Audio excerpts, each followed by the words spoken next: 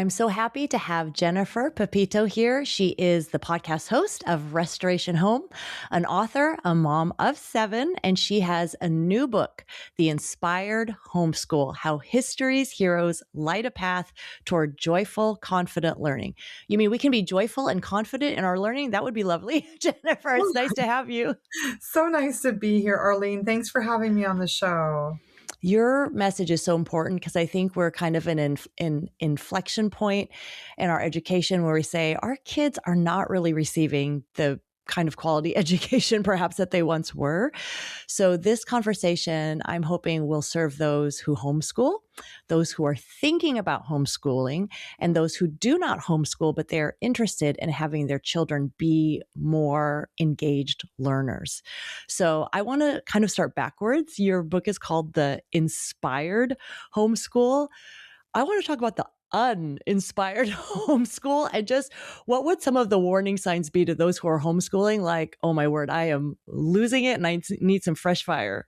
Yeah, I mean, I think tears is definitely tears and anger are probably signs that your homeschool needs some fresh fire because when children are afraid, when the atmosphere is stifling like that, it does inhibit learning because it activates fight, flight, fawn, or freeze. And a kid who's in that state can't learn. So if the learning in your home, if the routine is so intense, it's going to be hard for your children to learn. And that applies as well to the school atmosphere. Like if they're getting bullied at school, if they're terrified at school, if the teachers are terrible, they're not going to learn there either. Yeah. And in the Inspired Homeschool, there's 10 different people from history who were homeschooled for at least part of their education, but they weren't all 100% homeschooled. And so I think it's encouraging too, to just think that it's okay to try different things with your kids. Like you don't have to be a homeschooler.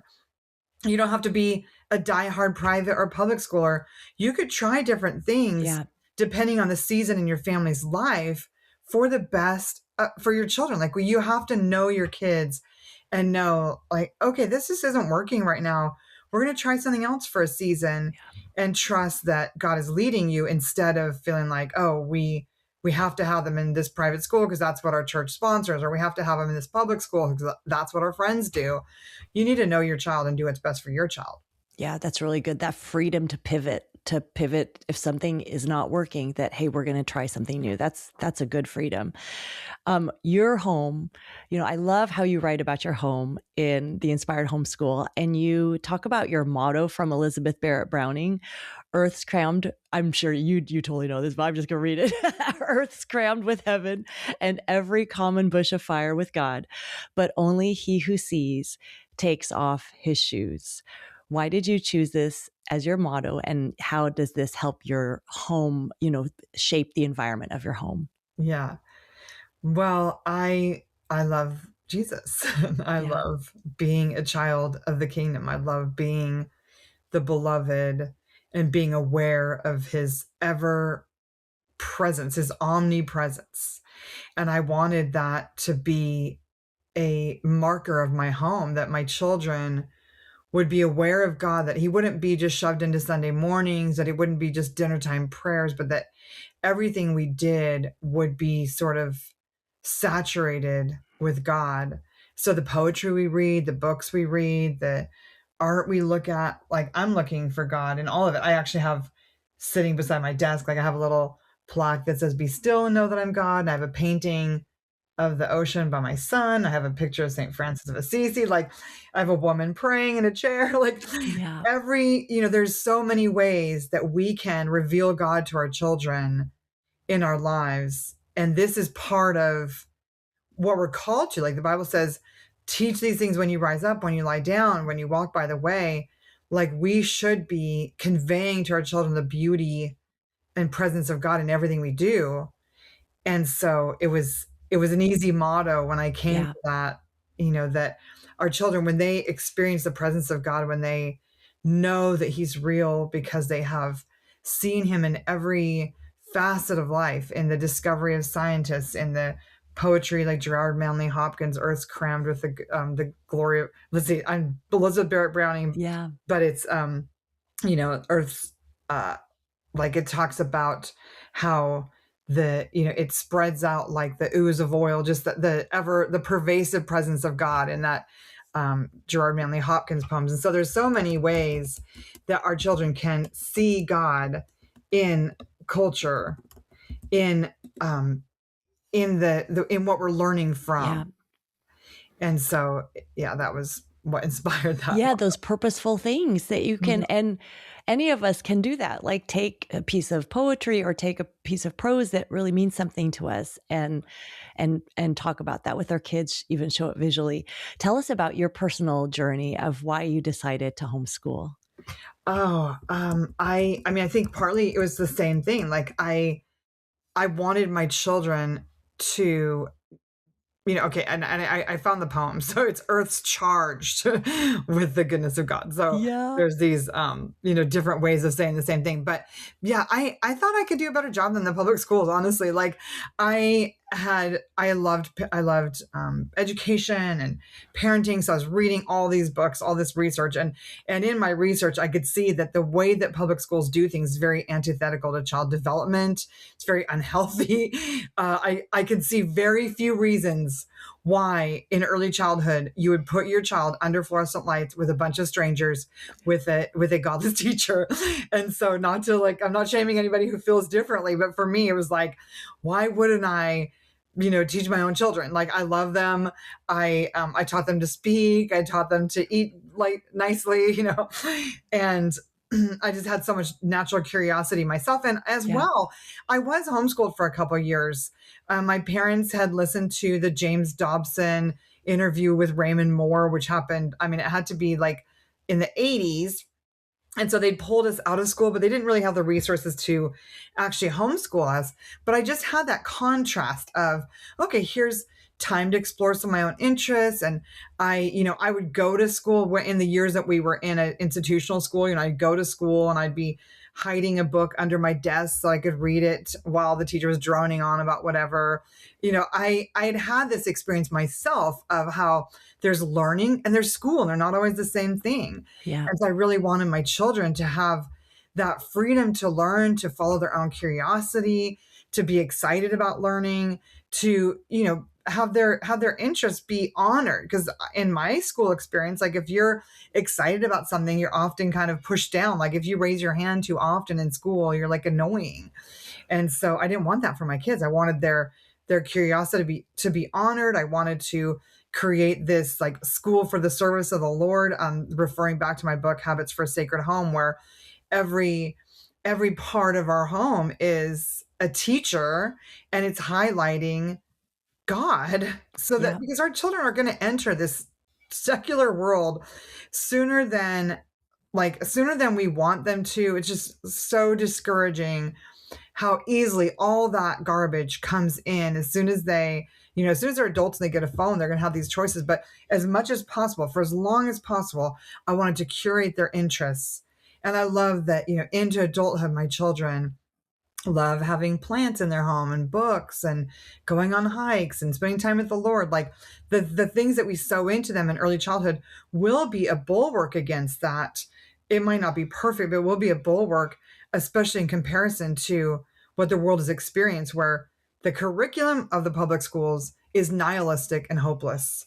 And that's facts. I mean, I don't know who came up with that, but it is definitely not contributing to a hopeful worldview for these young people coming out of it. Yeah. And I'm going to offer a counterpoint that is actually complements what you are saying. So, we've had a very different experience where our kids did go to public school, and it was a dual immersion program where they learned Spanish. So when I walked in that classroom and it was all in Spanish in kindergarten, I was like, this is magical. This is amazing. So we had a very positive experience. And then it was our neighborhood school. And then we started a Bible club and did that for 10 years at the school after school. So there are, just as people are listening, there are different things, but what you're saying is true. And you need to be aware of what's happening in your school with your kids. I want to go with the person who is listening is like, well, that's nice, Jennifer. You obviously are made to do school. Like you have these interests. You're able to do this. But what about the person that is doubting, which I think is kind of the average I think maybe there's a percentage of homeschool teachers, probably moms who do have education in their background, who are naturally gifted to administer a school, to do reading, to do math, to do science, et cetera. But I think a fair amount would say like, I'm just willing, but I don't know how to do this. Talk to that person who might feel ill-equipped. Yeah. And I love that you did have a better experience. Like, I know there are, charter schools and alternative schools and small private schools that are doing better. And I love that that was your experience. And I do hear what you're saying too, that there are moms who just, maybe they're depressed, like maybe they don't have any natural curiosity of their own. And I would probably say, like, start working on that, Yeah. because it's not good for you as a human to have no curiosity. Like, it's not good for you as a human, as a believer in Jesus, to feel hopeless about life or not have any spark, or Yeah. feel like you're inadequate and incapable. That's not really a redeemed worldview, because like the Bible says, we are new creations and old things have passed away, all things have become new. And we can do, we have everything we need for life and godliness. And he who began a good work in us is faithful to complete it. So there's scripture that promises that the tasks that we're called to will be equipped for. And I know that there's some moms who would rather like organize every closet in the house than teach their children. And I get that. Like, I have had my moments too, or seasons where there are other things I'd rather do. But the years of direct teaching are actually pretty short, especially if you're someone who, your kids were already in school for a little while. And so they can already read the information on a Yeah. page. They could probably, to some degree, school themselves. You just have to be there as a coach. Like, if you are someone who's feeling like, I really should do this because I can see that my kids' values are not aligned with our family values. Yeah. And I really should do this, but I just don't want to give up my freedom to organize or go to the gym or whatever it is. Maybe it would just be a season. If you're that person who you think you should do it, but you're just scared that you can't or something, if your child's already reading, you probably could go on Khan Academy and watch some science videos together, or, give them some books, read some books together and talk about them. Like, that I think is just a big part of conveying our values that can happen in homeschooling, is that, I'm not just assigning my kids work, I'm learning with them. Like, I'm, reading the Chronicles of Narnia out loud to them, or we're talking about the values together. And then we're, when I was beyond the stage of having to like breastfeed while I was homeschooling, I would start notebooking with my kids.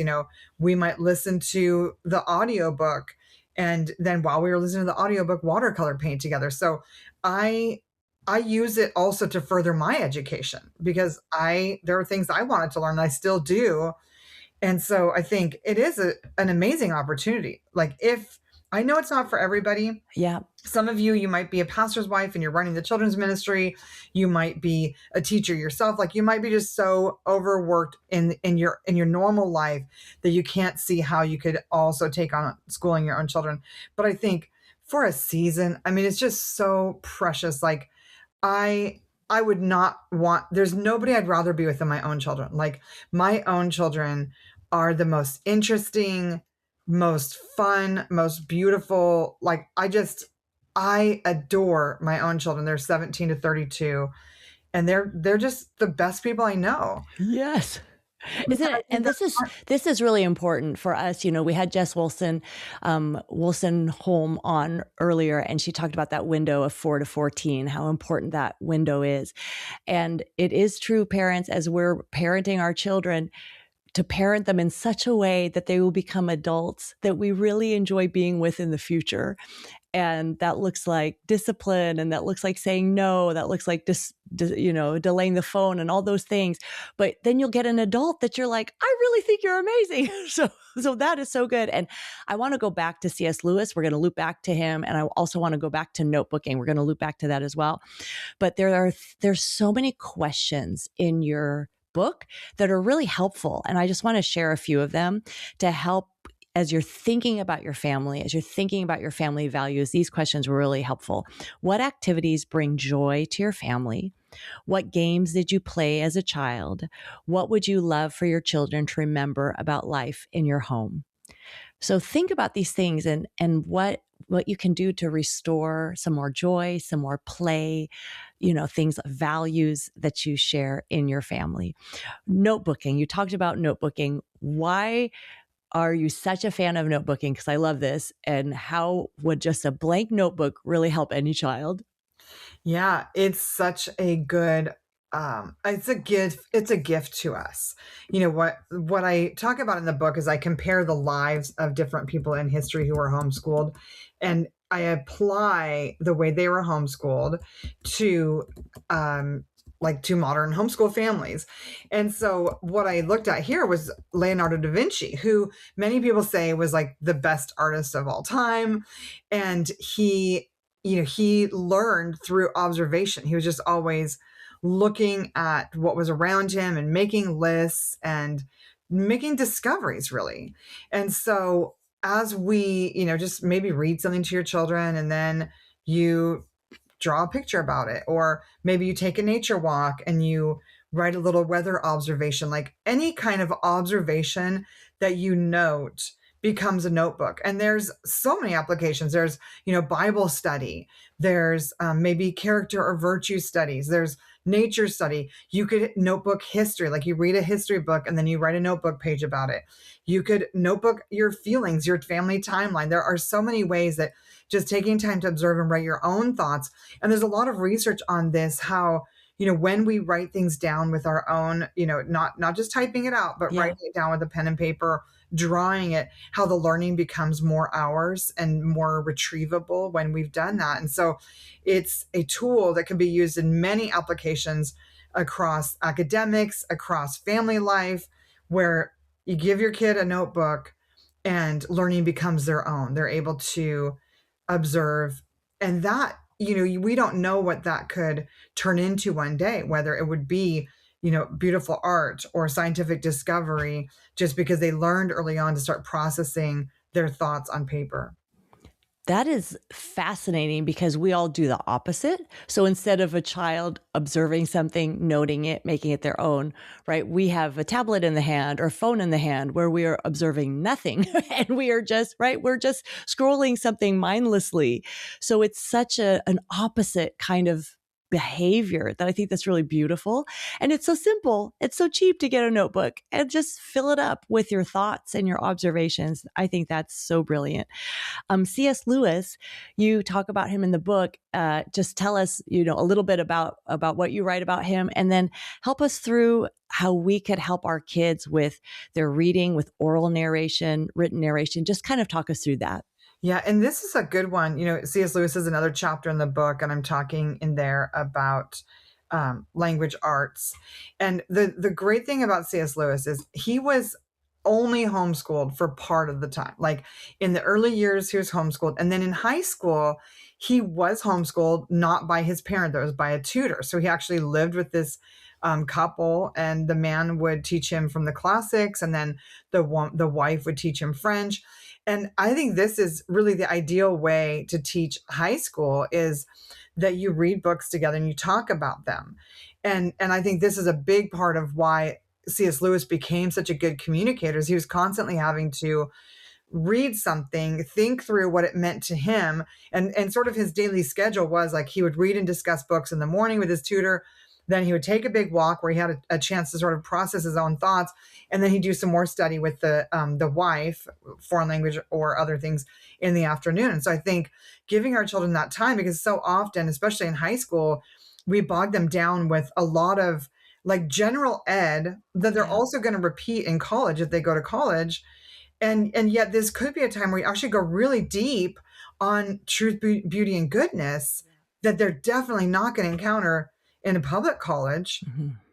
And so C.S. Lewis, again, like in early childhood, he was homeschooled for a little while. Then he was in boarding school, which was an absolutely miserable experience for him, and even criminal and dangerous. Like if you have read his book Surprised by Joy, there was criminal and dangerous things happening in boarding school, and pretty sinister uh headmasters. And I think that's unfortunately seems to be a common thread when you read British authors. Roald Dahl also had a bad experience like that. And I think for both C.S. Lewis and Roald Dahl, it turned them off of Christianity, although thankfully C.S. Lewis came back to the Lord. Yeah.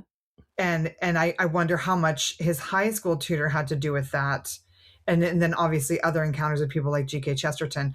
But there's, so much to take from that, because there are better ways to educate our children, sometimes for sure for a season. Like his father had passed away, so boarding school was the option for them. But then, at some point they did realize, wow, this is not actually working so well, and they found this smaller tutor situation. And so even for those of you who maybe would be interested in homeschooling, but you can't, you have to work full time, maybe there is sort of a smaller group situation. There's so many, I live in California, and here there are a lot of very creative educational opportunities. Like there's charter schools that are still overseen by the state, but then there's also little pop-up schools and cottage schools, and just so many different ways that people are working around because in California, they're really strict vaccine requirements for going to school, and that's not a good fit for every family. And so families have gotten very creative, and I think that's actually important for our society, that for sure there's no one fits all, Yeah. but learning to trade, or for a little while I had started my business, the Peaceful Press homeschool curriculum, at that point, and I would trade with another mom, and one day a week she'd take my kids and do some things, and one day a week I'd take hers. And so it was an awesome opportunity for me Yeah. to develop as a great teacher, but it was also an opportunity for me to have a day where my kids could learn with other kids. So every objection that people have to homeschooling, socialization, I'm not qualified, all of this, there is a solution for it.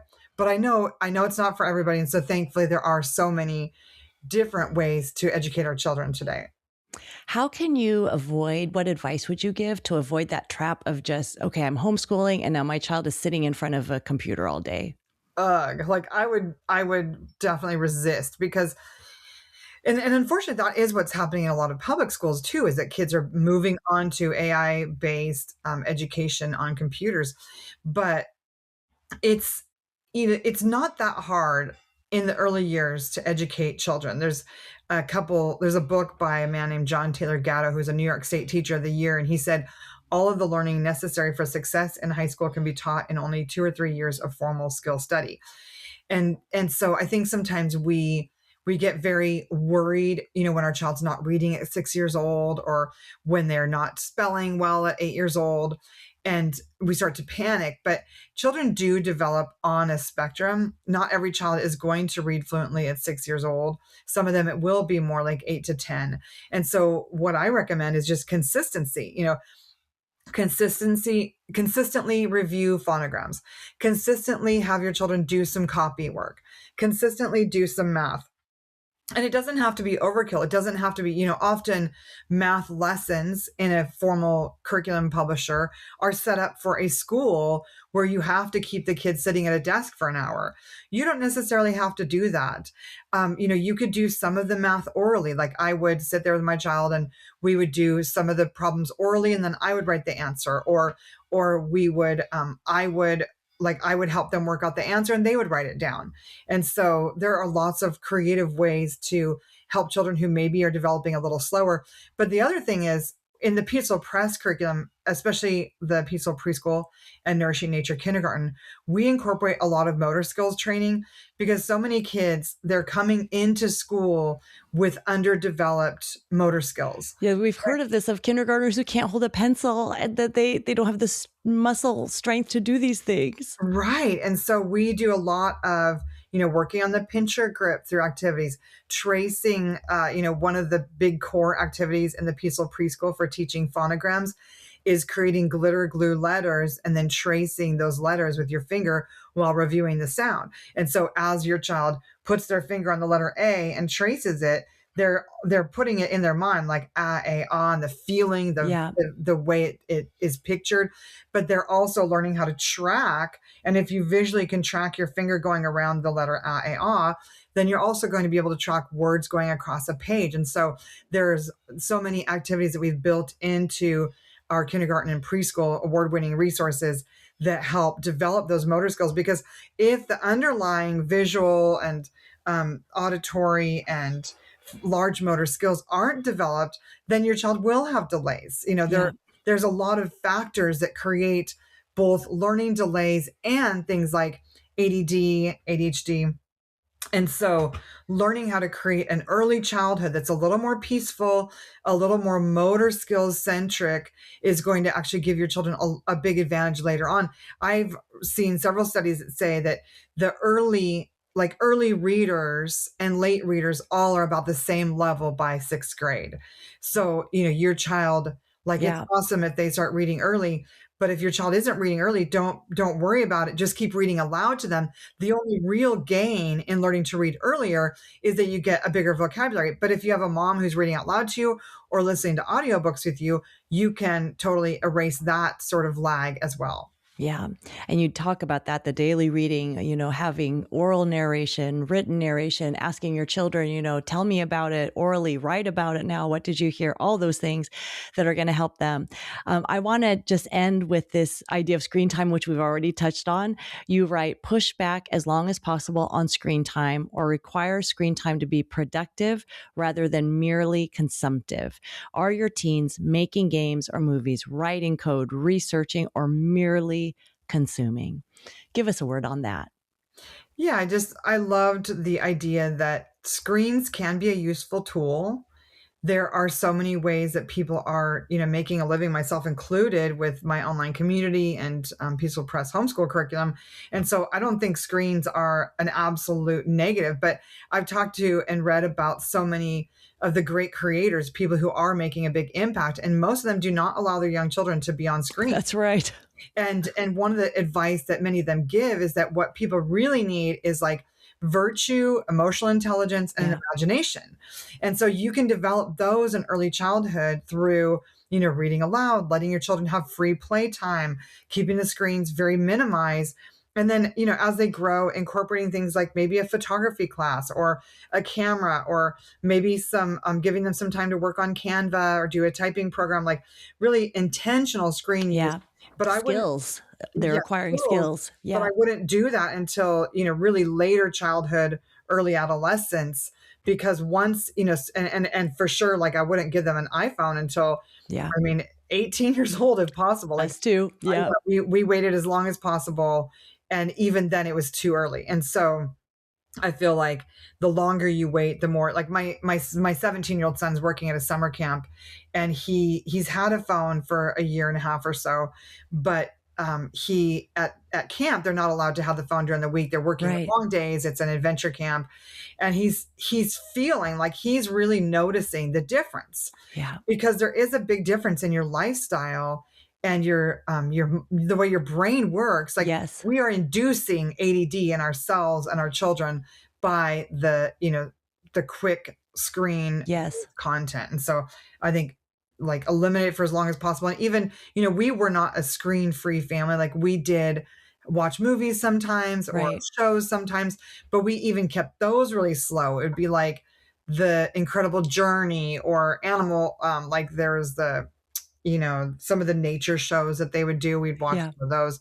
So even the screen use that we did do was never video games or fast content. Right. Never had it. We've never had a gaming console. We had a Wii for like a year or so. Yeah. We got rid of it because nobody played it. So, definitely, in my opinion, the longer you can delay screen use and the more you Yeah. can minimize it, the more creative your children will be. Exactly. They will have more time to be creative instead of watching other people be creative.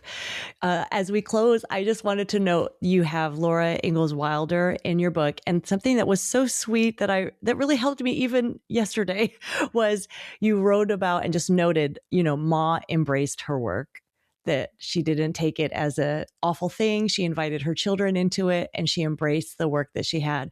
And I just remember, like, my dog he threw up, to be honest. But anyways, and as I'm cleaning this, I'm like, this is terrible. But I thought, Ma embraced her work. And it honestly made me think, you know what? I'm happy to be, like a caregiver, like a steward the earth kind of thing to God's creatures. I will take care of this creature and I'm going to embrace my work. And if you have just that simple attitude that is shown by Laura Ingalls Wilder, and you watch Little House on the Prairie, the old one, that you watch that, you see, like, wow, that is a beautiful example of how you can enjoy the work that you're given. Yeah, and it's so wonderful for us physically, like, on Sunday, I pounded out some sauerkraut, and yesterday I made some pickles and planted some flower seeds, and it's like, we have this opportunity to co-create with God, like, He made this beautiful world, and we are called to steward it, and that requires work, and so Yeah. you are avoiding work. I think that there again, there might be something internal that you need to process with the Lord, because work is a gift. It's like us being, um, partnering with God and making the world a better place. So I do love Ma's example, and so many of the examples in the book. Another one is Booker T. Washington. Like, he embraced diligence, and he embraced doing things with excellence, and then he created so much beautiful education for his people Mhm. because he wasn't afraid to work. Yeah, it's awesome. Tell us how we can find out more about your book and more about you, Jennifer. Yes, if you go to inspiredhomeschoolbook.com, there are a bunch of pre-order bonuses on there, and there's a great book list to help families get started with literature-based learning, a student planner, a free homeschool planning workshop. So at inspiredhomeschoolbook.com, and then you can also find all the links to everything I talk about at thepeacefulpress.com. And we will have those links in the show notes. I'm going to be looking at that book list. Thank you so much, Jennifer, for coming on. Thanks for having me, Arlene. What a joy to talk with you today.